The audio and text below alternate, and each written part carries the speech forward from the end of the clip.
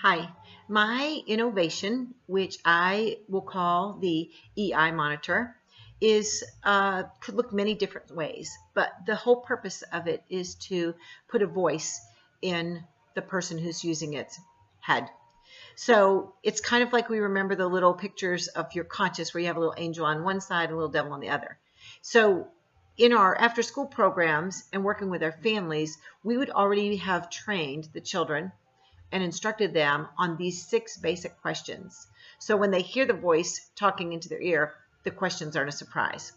But basically, I think what it would do is it would be a combination of a Fitbit and an earbud. And it could be any kind of earbud. It could be a magnetic earring. It could be, I don't know, I was thinking they have a lot of new hearing aids that is a little chip in your ear. Could be that. It could be an earbud. Or it could be something that just hangs over the ear. But the way it would work is the Fitbit would sense your pulse, your blood pressure, and possibly even muscle tension. So that if you were in a circumstance where you know it's going to be confrontational or you feel like you're being done wrong, those physical symptoms that your body are going through would trigger the EI monitor to come on. And the first question that it would ask would be, how are you feeling right now? I'll show you. I made a list, but it's backwards. Okay, so how are you feeling right now? So in our after school program, we would go through emotional cards and we would help children identify through role playing and through just circumstantial things that happen through the program, because things happen all the time when we're working with after school kids.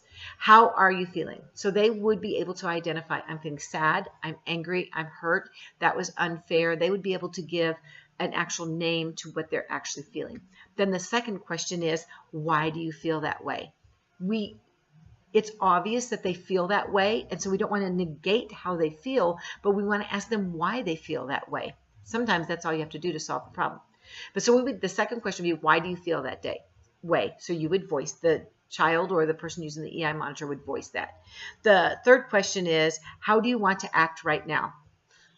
Because when I'm angry, I want to break a glass, I want to throw something, I want to let the energy that's inside me, that is due to hurt or pain, I want to let it out, and I want to do hurt or pain to somebody else. And I think that's a real natural human thing. So again, just voicing that, I want to hit him, I would like to pull her hair, allows them to just stop for that moment and think about the action. They name the action.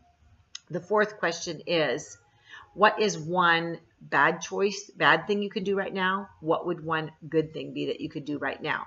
And so with children, we can't just say, what are the pros and cons of the situation? So we want to break it down in, okay, a bad thing is I could hit them. And they could even name 5 of them. I could spit, I could do whatever. And then they have to, the reason we ask for bad first is because that's how they're feeling.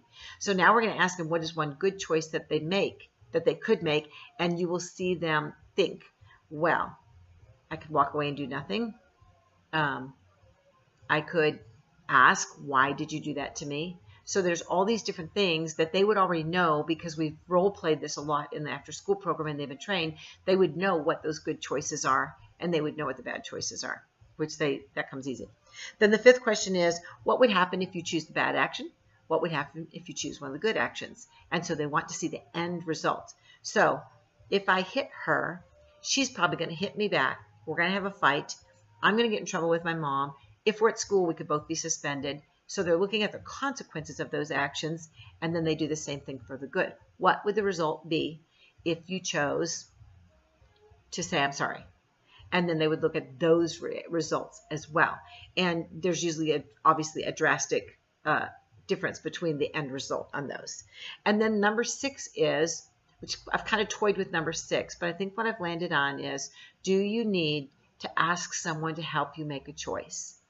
And I changed that quite a bit and it may change again with more brainstorming and more trial, but I wanted them to know that they're not alone in any situation. And if they're at a point where they don't know if they want to choose the bad choice or the good choice, they can go find somebody to help them make the choice. And that takes the choice out of that moment, which changes a person from reacting to responding. because a wise person will think and then respond, and a foolish person reacts out of the emotion that's in them. So that's my innovation. I think it's a great idea, and I would really like to see it come to fruition, even if it's only used in a practice mode in a group setting where you're role playing, so that they would be aware of how to make those decisions and how to change their behavior.